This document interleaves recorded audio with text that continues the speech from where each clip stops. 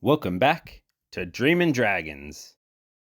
Winter has passed us by. We've given our plants a good old feed. They've licked their lips and begun their latest growth spurt. As you can see here, we have our cheeky little new growth popping out just about every node. Looks spectacular. Our plants are alive and thriving. What a great sign that you're doing something right. Now that you have growth, energy, and life in your plant, what's our best approach to keep the engine chugging along to dragon fruity glory? Picture our plant is a raging river, growth rushing towards the sun. Each of these little new growth popping out left, right, and center are little outlets diverting that water and energy. With dozens and dozens of outlets, you're not going to get that same ferocity of water rushing down the river. The exact same can be said about our plant. There's only so much energy in our plant, and if it's spreading itself across all these little suckers, you're not going to get that same rapid, thick growth. So essentially, slower growth across more little branches equals more vulnerable branches to the elements. And worse, later fruit. I find thinning these branches out and focusing our energy on a main skeleton to build our foundation is the best approach for both short and long-term success.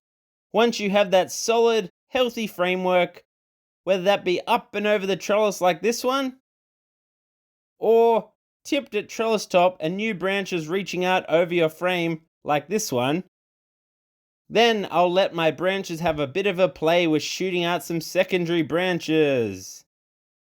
Plenty of untrained and out of control side growth from our vertical part of the dragon will also interrupt airflow around our plant, as well as cast plenty of shadows over itself.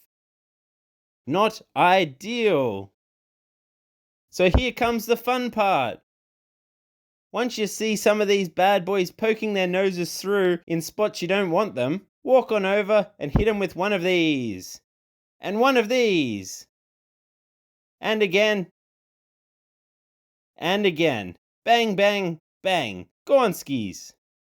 Keep in mind that these little snappages are open wounds, so I'd avoid doing this on a wet or dreary day to minimize the risk of any infection or rots. Or, let's say you change your mind and you're wanting some wild, rugged look to your plant, or you want to grow some cuttings in the undercarriage to minimize disrupting your perfectly sculpted canopy. The beauty of the dragon fruit is that as long as you don't cut the node out, the plant's more than capable of popping out some new growth from the same spot, and off you go again.